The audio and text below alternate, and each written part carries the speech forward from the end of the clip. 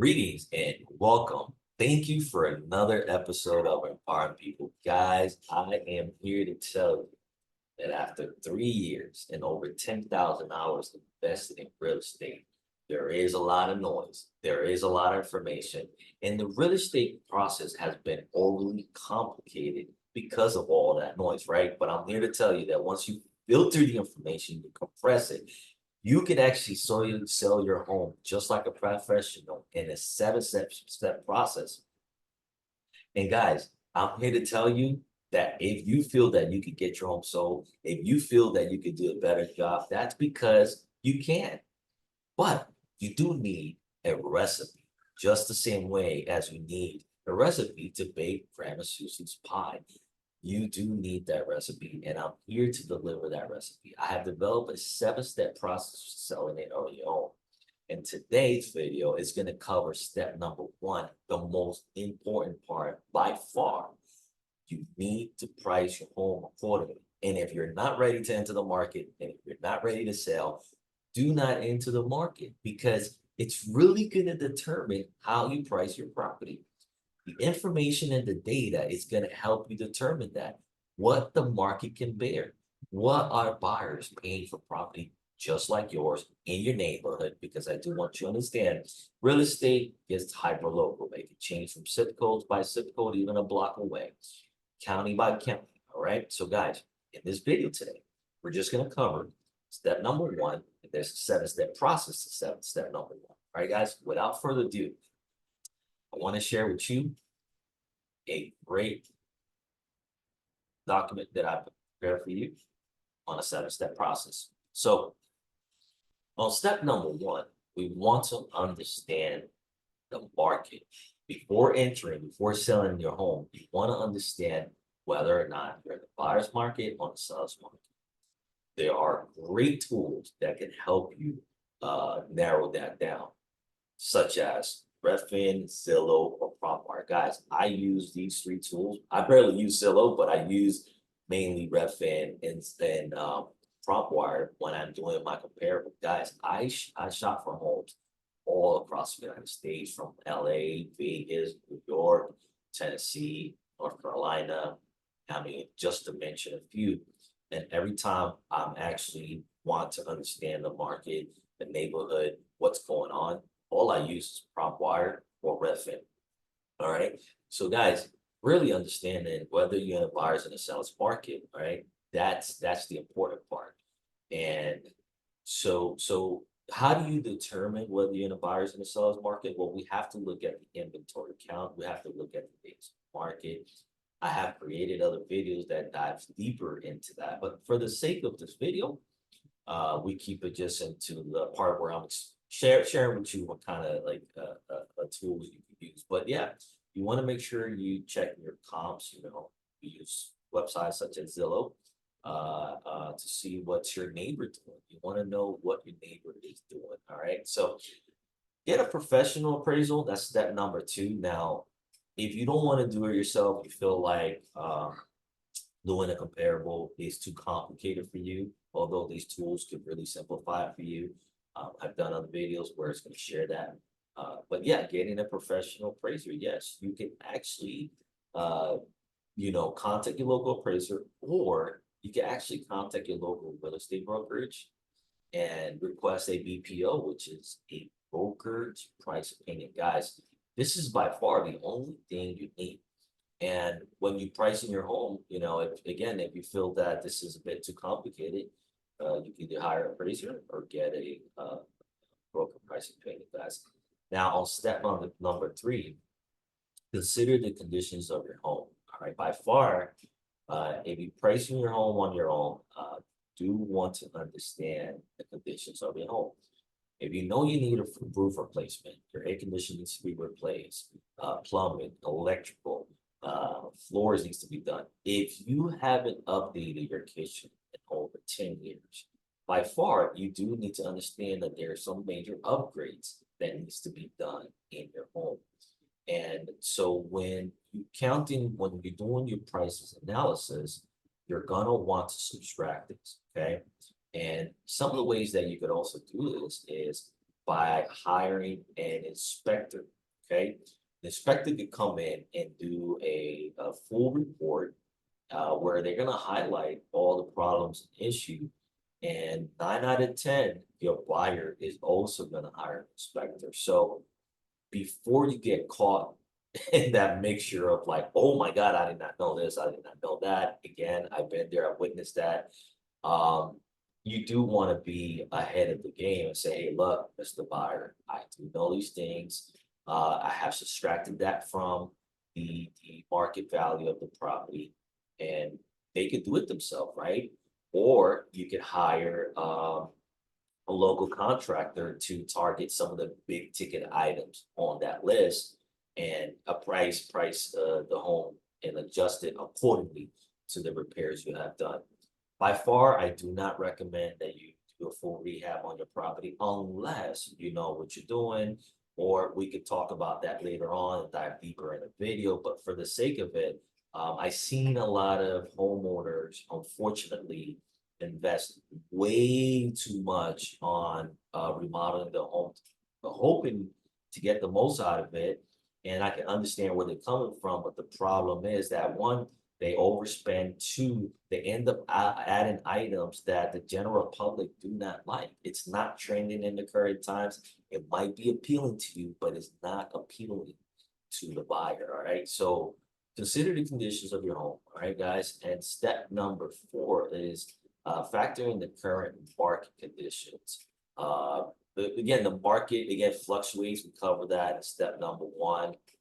Whether you're in the seller's market or buyer's market, you know, if you're pricing your home a bit too high, you're going to get a pulse from the market, and that could easily be that people don't even want to come look at your home because they say that's overpriced.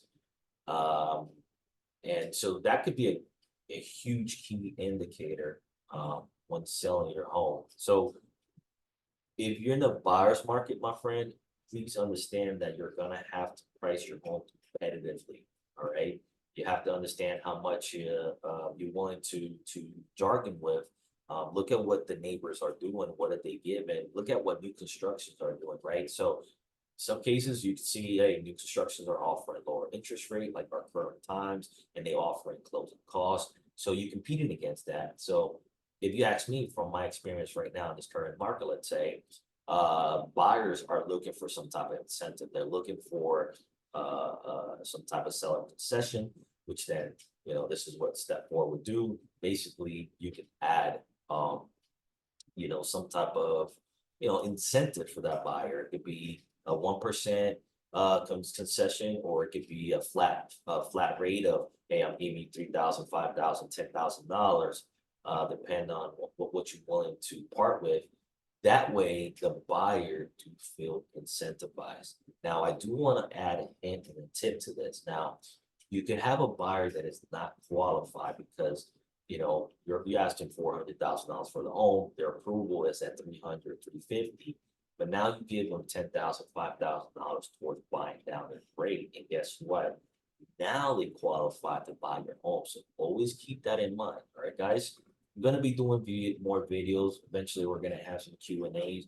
You won't be alone. The goal is to empower homeowners to make the decision and keep thousands of dollars, because I truly believe you can get this done yourself, And if you need full service, I'm with you. Some people could do it themselves. Some others are going to need the full service. And I want to be able to empower you with the choice of whether you want a limited service, a full service, or fully done yourself. I want to give you the tools and information for you to do that. Now, step number 5, it's really leave room for negotiations. Think about if your home is worth, 320 or 300,000, let's say for the sake of it. But you're not willing to take anything less. You're like, oh, this is my bottom dollars. No way. I'm not moving from this needle. Is 280. Then understand that you want to price your home above where your bottom dollar is. So that could give you that leverage to kind of play with the numbers, or even again, as we discussed on step number 4, incentivize, right? We could give them something. So leave room for negotiation. Don't overprice the home, don't overdo it. Now, you know, let's say, right, and I want to add this here, this tip here, to cover. You enter the market too low. You might notice that 10 people just jump on your offer.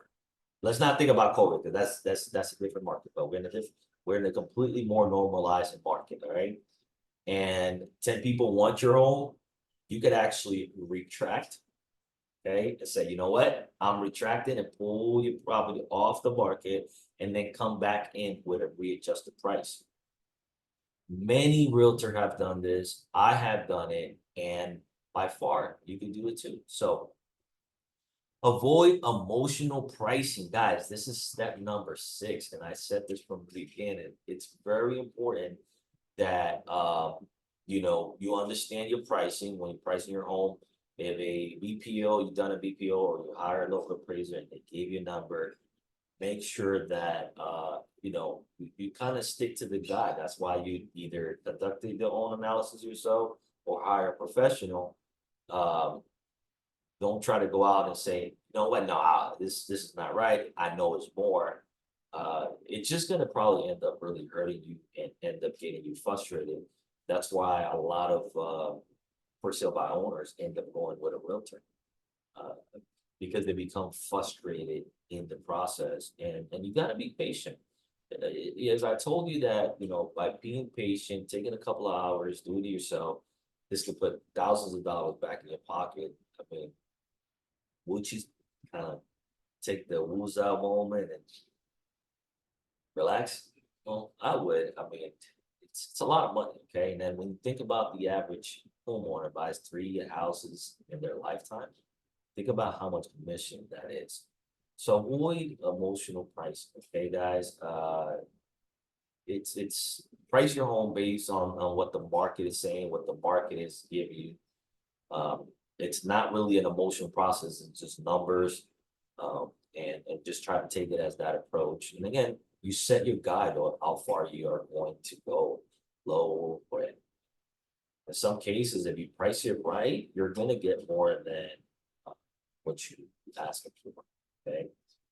So now, in step number 7, it's really, I mean, I kind of covered these points. Step number 7 is review and adjust, which is kind of like the tip I gave you.